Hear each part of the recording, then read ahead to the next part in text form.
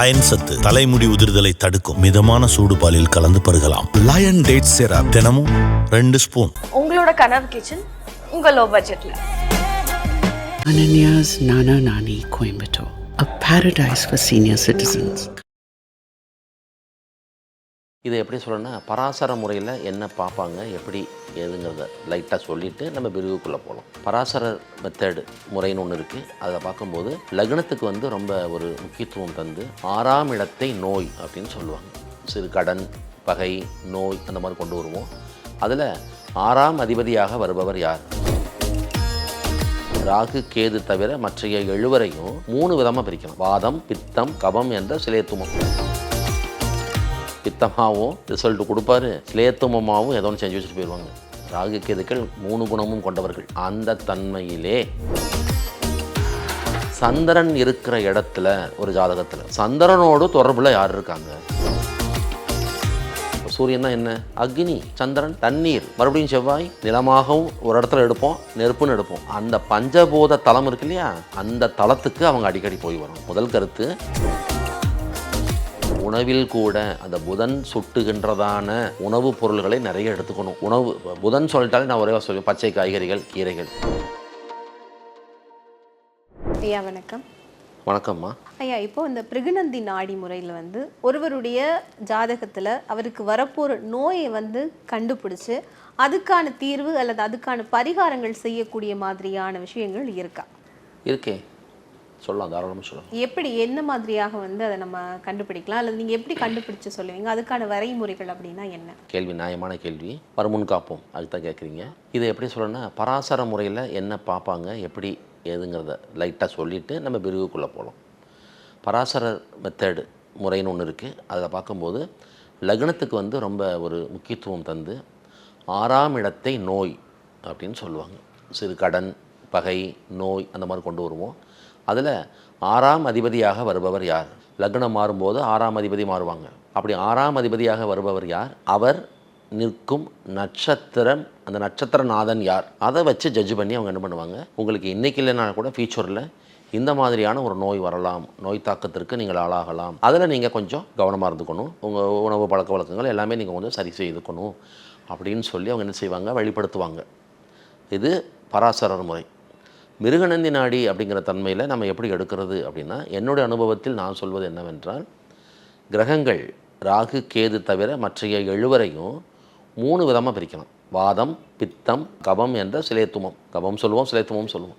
அப்போ வாத கிரகங்கள் யார் யார், பித்த கிரகங்கள் யார் யார், கபம் அப்படிங்கிற அந்த சிலேத்தும குளிர்ச்சியை பண்ணக்கூடிய கிரகங்கள் யார் யார் அப்படி சொல்லி பிரிக்கிற பொழுது, பேசிக்காக வாதம் என்பது புதன், சனி, குருவும் கொஞ்சம் உள்ள வருவர், அது வாத கிரகங்கள். பித்தம் என்பது சூரியனும் செவ்வாயும். புதன், குரு, சனி வாத கிரகங்கள் 3 பேர். பித்த கிரகங்கள் சூரியனும் செவ்வாயும் 5. மீதம் இருக்கிற சந்திரனும் சுக்கிரனும் சிலேத்துமம் அப்படிங்கிற அந்த குளிர்ச்சி சம்பந்தப்பட்டதான தன்மைகள். ராகு கேதுக்கு 3 குணமும் உண்டு. அவர் வாதமாகவும் ஆக்ட் பண்ணுவார், பித்தமாகவும் ரிசல்ட் கொடுப்பாரு, சிலேத்துமமாகவும் ஏதோ ஒன்று செஞ்சு வச்சுட்டு போயிடுவாங்க. ராகு கேதுக்கள் 3 குணமும் கொண்டவர்கள், முக்குணம் கொண்டவர்கள் தன்மைகள். அந்த தன்மையிலே அந்த கிரகங்களை பார்த்துக்கணும். வாதம் சார்ந்த கிரகங்கள் யார் யார், பித்தம் சார்ந்தவங்க யார் யார், சிலேத்துமம் சார்ந்தவங்க யார் யார். சரி, உங்கள்கிட்ட ஒரு கேள்வி. நோய் உடலுக்கு வருமா, ஆன்மாக்கு வருமா? உடலுக்கு தான் வரும். உடல் யார்? சந்திரன் தான் உடல். சந்திரன் தான் உடல். மனமும் சொல்லுவோம், அது வேற. சந்திரன் உடல். சந்திரன் இருக்கிற இடத்துல ஒரு ஜாதகத்தில் ஒரு வீட்டில் சந்திரன் இருக்கார். சந்திரனோடு தொடர்பில் யார் இருக்காங்க? அந்த தொடர்புங்கிற வார்த்தைக்கு உள்ளே போய் நாங்கள் அதை கொஞ்சம் டெக்னிக்கலாக பார்க்கணும். அந்த சந்திரனோட தொடர்பில் யார் இருக்கிறாங்க? அதில் கனமான தொடர்பு யார்? அவர் சார்ந்த நோய் இந்த ஜாதகருக்கு வரும். அதில் கனமான தொடர்புங்கிற வார்த்தைக்கு கூட நான் தெளிவான அர்த்தம் சொல்லிடுறேன். சந்திரன் நின்ற வீடு, அதனுடைய 1, 5, 9ஆம் வீடுகள் பார்க்கணும். திரிகோணம், அந்த திரிகோணத்தில் இருப்பவர்கள் தான் ஸ்ட்ராங்கான கனெக்ஷனில் இருப்பாங்க. 90 விழுக்காடுகள், 95 விழுக்காடுகள் தொடர்பில் இருப்பாங்க. 3, 7, 11 அப்படிங்கிற வீடுகளில் இருக்கிறவங்க பார்வை செய்வாங்க. பக்கத்தில் நெருக்கமாக உட்கார்ந்து இருக்கிறது ரொம்ப நெருக்கமான தொடர்பு, கனமான தொடர்பா? எதிர்த்து இருந்து என்னை பார்க்கறது கனமான தொடர்பா? பக்கத்தில் உட்காந்துருக்காரு கனமான தொடர்பு. அப்போ சந்திரன் எங்கே இருக்கார்? ஒரு ஜாதகத்தில் சந்திரன் எங்கே இருக்கார்? சந்திரனுடைய 1, 5, 9 யார் இருக்காங்க? அவங்க என்ன கேடர், என்ன பிரிவு, அதாவது பித்தமா, கபமா, வாதமா, அந்த தொடர்பில் அவங்களுக்கு பிரச்சனை வந்துடும். இன்றைக்கி இல்லாட்டாலும் நாளைக்கு நிச்சயமாக வந்துடும். அப்போது அது சார்ந்த தன்மைகளிலே அவங்க பேசிக்காகவே எப்படி இருக்கணும், உணவு பழக்க வழக்கம் ஆகட்டும், வெளியில் போய் வர அமைப்புகளில் கேர்ஃபுல்லாக இருக்கணும், கிளைமேட்ஸு இயற்கை சூழல்கள் எல்லாத்துலேயுமே தன்னை கொஞ்சம் பாதுகாப்பாக வச்சுக்கணும். இல்லை என்றால் ஒரு நாள் இல்லை ஒரு நாள் அவர்கள் அந்த நோய்க்கு ஆளாகி சில பல பிரச்சனைகளை சந்திக்கிற மாதிரி சூழலாயிடும். சிலருக்கு அது தற்காலிகமான ஒரு நோயாக வந்து செல்லும், சிலருக்கு நிரந்தர நோயாகிவிடும். இப்போ வாதம் இங்கிலீஷ் என்ன சொல்கிறான், பெராலிசஸ் ஸ்ட்ரோக்கு, பெராலிசஸ் வந்து குணமானவங்களும் உண்டு இல்லையா? பெராலிசஸ் வந்து குணமே ஆகாமலே இருந்து கடைசி வரைக்குமே போனவங்க உண்டு இல்லையா? அப்போ அது நிரந்தரமான நோயை தருமா, தற்காலிகமான நோயை தருமா, இல்லை வந்து போகுமா, அதெல்லாம் கூட அதில் சொல்லலாம். உள்ளே போகலாம், அந்தளவுக்கு அதில் இருக்குது. அப்போ முதல்ல என்ன சொல்கிறேன்னா, நோய் எங்கே வரும், யாருக்கு வரும்? உடலுக்கு வரும். ஆன்மாக்குலாம் நோய் வராது, உடலுக்கு தான் வரும். உடல் யாருன்னா சந்திரன். அப்போ சந்திரனோடு பிறப்பில் தொடர்பில் யார் இருக்காங்க? ஒரு ஜாதகம் சந்திரனோடு 1, 5, 9 ஒருத்தருமே இல்லை. சந்திரன் நிற்கிற வீட்டு ஓனர் எடுத்துக்குவோம். அந்த சந்திரன் எங்கே இருக்கார்? யார் வீடு அது? அவர் யார்? அவர் என்ன கேட்டார்? பித்தமா, கபமா, வாதமா? அப்புறம் எங்கே போவோம்? 3, 7, 11. 3, 7, 11 பார்வை. 11 கொஞ்சம் ஸ்ட்ராங்காக இருக்கும். சமசப்தமாக பார்வை மிகவும் கனமானதுன்னு சொல்லுவாங்க. நாடில் 7 விட 11க்கு கனம் உண்டு. அப்போ 11 யார் இருக்காங்களோ அவங்களோட தாக்கம் இங்கே இருக்கும். அது ப்ளஸ்ஸோ மைனஸோ, அது ப்ளஸ்ஸையும் அவர் தான் கொடுப்பாரு, மைனஸும் அவர் தான் கொடுப்பாரு. அந்த தன்மையில் அப்படி நாங்கள் ஆராய்ச்சி செய்து உங்களுக்கு இன்றைக்கி இல்லைனாலும் எதிர்காலத்தில் இந்த மாதிரியான நோய் தாக்கத்திற்கு நீங்கள் ஆளாவதற்கு வாய்ப்பு உண்டுன்னு சொல்லுவோம். கோச்சாரத்திலே சர்பங்கள் வரும் பொழுது அதை ஆக்சுவேட் பண்ணிடும். ஏன்னா அவங்க என்ன சொன்னேன், 3 நோயும் கொண்டவங்க, அவங்க 3 நோய்க்கும் அவங்க அதிகாரி. சூரியன் வந்து பித்தம்தான். அவரை போய் சூரியனா பித்தம்னா என்னங்கம்மா? சூடு தான் பித்தமாக மாறுவது, சரிங்களா? அப்போ பித்த நோய்க்கு காரணம் சூரியன், செவ்வாய். பித்த அதிகமான தலை சுற்றும். சூரியன் தானே தலை சுற்றும், அதான் உண்மை. கபம்னா சளி, சந்திரனும் சுக்கிரனும் சளி, இருமல். அது சம்டைம்ஸு டிபியாக மாறிடும். ரொம்ப முத்தி போச்சுன்னா டிபியாக மாறிடும். கிட்டத்தட்ட உயிரே போயிடும். அந்த மாதிரிலாம் வரும். வாதம் தெரியும் உங்களுக்கு, நரம்பு சம்மந்தப்பட்டது, நம்மளுடைய கை கால் இயக்கங்கள் சம்மந்தப்பட்டது. அது ஒரு ஏதோ ஒரு உறுப்பு இயக்கத்தை இழந்துடும். ஒரு கையே அவங்களுக்கு போயிடுச்சுங்க ஸ்ட்ரோக்கில், ஒரு காலே போயிடுச்சு, வாய் கூட போயிடும், பேச முடியாமல் போயிட்டாங்க, அந்த மாதிரிலாம் இருக்குது பார்த்தீங்களா? அது என்ன சொல்லுவோம், ஸ்ட்ரோக்குன்னு சொல்லுவோம். அது வந்து வாதம் சார்ந்தது. அப்போ இந்த இடத்துல பர்ஃபெக்டாக இவங்க இதுதான் செய்வாங்கன்னு தாராளமாக சொல்லலாம். ராகுவே சொல்லவே முடியாது, கேதுவை சொல்லவே முடியாது. ஏன்னா 3 டிபார்ட்மெண்ட்டும் அவங்க கையில் இருக்குது. அவங்க என்ன மாதிரியான தன்மையில் நம்மளை மாட்டி விட்டுருவாங்கன்னு சொல்லி நம்ம அங்கே கேரண்டியாக பேச முடியாது.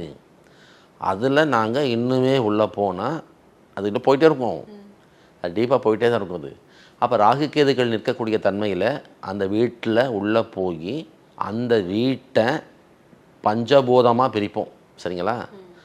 பஞ்சபூதமும் இங்கே தொடர்பில் வரும். நிலம், நீர், காற்று, நெருப்பு, ஆகாயம். இந்த பஞ்சபூதத்தில் இந்த தன்மை இருக்கும். பித்தம், வாதம், சிலைத்துமம்.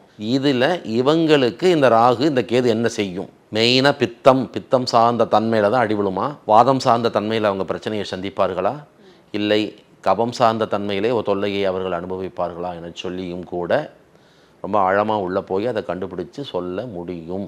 நிச்சயமா. இப்போ இந்த 3 வகையான நோய்களுக்குமான அந்த கிரகங்கள் அமைவு அதை பொறுத்து அதுக்கான பரிகாரம் அப்படின்னு சொன்னால் என்னங்க? ஒரு ஜாதகத்தில் ஏறக்குறைய இவருக்கு இப்படி ஒரு பிரச்சனை வரப்போகுது கண்டுபிடிச்சிட்டோம்.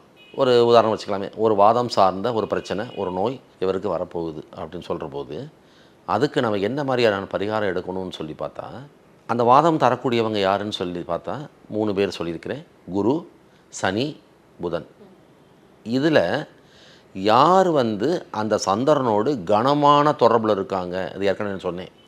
அந்த கனமான தொடர்பில் இருக்கிறது யாருங்கிறத முதல்ல கண்டுபிடிக்கணும். அந்த கிரகம் சுட்டும் இறை வழிபாட்டோடு நம்மை நாம் இணைத்து கொள்ள வேண்டும், ஃபஸ்ட்டு பாயிண்ட்டு. 2வது பாயிண்ட்டு, அந்த கிரகம் சுட்டக்கூடியதான பூதம் என்ன? அதாவது நவகிரகங்களும் பஞ்சபூதத்தோடு தொடர்புடையது. இப்போ சூரியன்னா என்ன? அக்னி. சூரியனா நெருப்பு, அக்னி.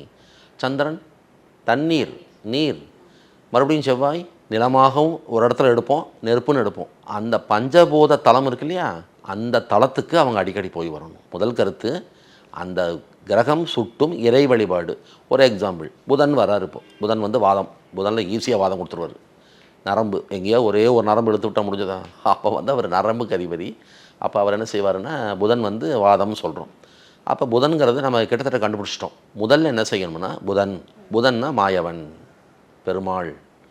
பெருமாள் சன்னதி, அந்த நாராயணன் சன்னதிக்கு நிறைய நம்ம தொடர்பு படுத்திக்கிட்டு நிறைய போய் வரணும்.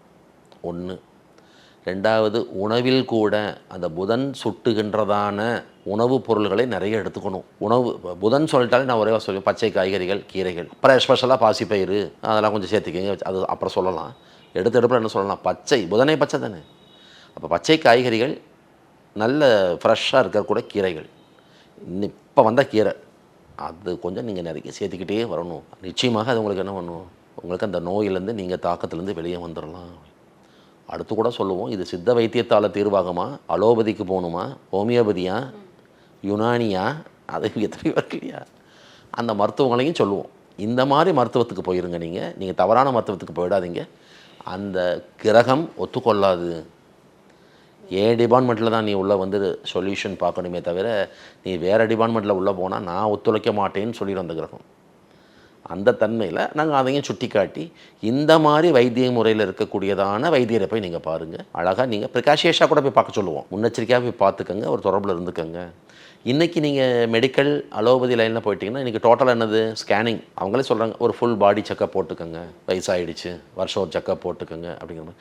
அதில் கூட நுண்ணியமாக எல்லாமே கண்டுபிடிச்சு சொல்லிடுவாங்கன்னு சொல்ல முடியாது. அப்போது உனக்கு வாதம் சார்ந்த ஒரு பிரச்சனை வரப்போகுது அப்படி தெரியுதுன்னு தெரிஞ்சால், அந்த வாதம் சார்ந்த தன்மைகளுக்கு ஸ்பெஷலாக ஸ்பெஷல் ரிசல்ட்ஸு கொடுக்குறது யார்? இப்போ ஸ்பெஷலிஸ்ட் நிறைய வந்துட்டாங்க இல்லையா, ஒவ்வொன்றுக்கும் ஒரு ஸ்பெஷலிஸ்ட் இருக்கார் இல்லையா. அந்த நான் என்ன சொல்லுவேன்னா, வாதம் என்பது என்னை பொறுத்த வரைக்கும் பிரெயின், மூளையிலிருந்து வரக்கூடிய சிக்னல்ஸ் நம்ம பாதை வரைக்கும் போய் வரணும். எங்கேயோ ஒரு இடத்துல ஒரு நர்வஸ் சிஸ்டத்தில் ப்ராப்ளம் வருதுன்னா அந்த போர்ஷன் துண்டிக்கப்படும். அதான் மெசேஜ். பிரெயின் இருக்கும், பிரெயின் இயங்கிக்கிட்டு இருக்கும், அது வேலை பார்த்துட்ருக்கோம், நமக்கு எல்லாம் ஞாபகம் இருக்கும், எல்லாம் பேசுவோம், எல்லாம் செய்வோம். ஒரு போர்ஷன் கட் ஆகிடும். ஒரு கை போயிடுச்சு, ஒரு கால் போயிடுச்சு சொல்கிறோம் இல்லையா. அவங்களுக்கு இந்த மாதிரி ஒரு ஸ்ட்ரோக் வந்ததில் ஒரு கை கால் போயிடுச்சுங்க. மற்றபடி ஆள் நல்லா இருக்கார், ஒன்றும் பிரச்சனை இல்லை. ஏதோ ஒரு துணை இருக்கணும், துணையோடு அவர் வைக்கலாம் பேசுகிறோம் இல்லையா. அப்போ என்ன ஆகுது, பிரெயினிலிருந்து தான், பிரெயின் தான் இது சூப்பர் கம்ப்யூட்டர். அந்த சூப்பர் கம்ப்யூட்டர்லேருந்து நிறைய பிரான்ச்சஸ் போகும். செய்திகள் மூளைக்கு வரும், மூளையிலேருந்து செய்தி போகும். அப்படி தானே? ஒரு எக்ஸாம்பிள் சொல்கிறேன். இப்போ ஒன்று நெருப்பை தொட்டுடுறோம், ஆமாம், கையெடுத்துடுறோம். எப்படி எடுப்பீங்க? அது ஒரு ஃப்ராக்ஷன் ஆஃப் செகண்டில் இங்கேருந்து செய்தி போகும் மூளைக்கு. அச்சுச்சோ சுடுது அப்படின்னு, கையை எடு அப்படின்னு. இது எவ்வளோ நடக்கும்னா ஒரு ஃப்ராக்ஷன் ஆஃப் செகண்டில் நடந்துடும். அப்போ ஒரு செய்தி மூளைக்கு சென்று மூளை பதில் தந்துடும். இந்த கம்யூனிகேஷனில் கேப் ஆகிடுச்சுன்னா, இப்போ ஃபார் எக்ஸாம்பிள் அந்த ஒரு விரல் வச்சுக்கலாமே, அந்த விரலில் வந்து அந்த உணர்வுகள் இல்லை, அங்கே அந்த விரல் சூப்பர் கம்ப்யூட்டர் மூளையிலிருந்து துண்டிக்கப்பட்டு விட்டதுன்னா, நீங்கள் அந்த விரலை நெருப்புக்குள்ளே வச்சுருந்தாலும் ஒன்றும் தெரியாது. சரிங்களா? அதான உண்மை. ஒன்றுமே தெரியாது. மூளையும் அது கண்டுக்காது. எனக்கு அந்த போர்ஷனே என்னுடைய கண்ட்ரோலில் வரலை, என் கண்ட்ரோலை விட்டு போயிடுச்சு, நீ என்ன அந்த விரலை வெட்டினா கூட தெரியாது. உணர்ச்சி இல்லைன்னு சொல்லுவோம், அந்த மாதிரி ஆகிடும். அப்போது அது சம்பந்தமான அந்த டிபார்ட்மெண்ட் என்ன, அதுக்குண்டான மெடிசன். அப்போ நீங்கள் சித்தா தான் போகணும், உங்களுக்கு அலோபதி தான் செல்லும். நீங்கள் வந்து ஹோமியோபதி போயிடுங்க, நீங்கள் யுனானி போங்க, நீங்கள் அக்கு ப்ரெஷர் போங்க, நீங்கள் அக்கு பஞ்சர் போங்க. இந்த மாதிரி சொல்லியும் அவங்களை வெளிப்படுத்தும் பொழுது நிச்சயமாக அவர்கள் அந்த நோயின் தாக்கத்திலிருந்து, நோயின் தாக்கத்திற்கு ஆளாவதே இல்லை, தப்பிச்சிடுறாங்க. ஏதாவது ஒரு கணக்கில் ஏதோ ஒரு அமைப்பில் அப்படி நோய் தாக்கத்திற்கு ஆளாகிவிட்டாலும் மிக விரைவில் அவர்கள் அதிலிருந்து வெளிவந்து விடுகிறார்கள் என்பதும் நிதர்சன உண்மை. இந்த நேரத்துக்கும் நேர்காணலுக்கும் ரொம்பவே நன்றிங்க ஐயா. மிக்க மகிழ்ச்சி. அயன் சத்து தலைமுடி உதிர்தலை தடுக்கும். மிதமான சூடு பாலில் கலந்து பருகலாம். லயன் டேட் சிரப் தினமும் 2 ஸ்பூன். உங்களோட கனவு கிச்சன் உங்க லோ பட்ஜெட்ல. Ananya's Nana Nani Coimbatore, a paradise for senior citizens.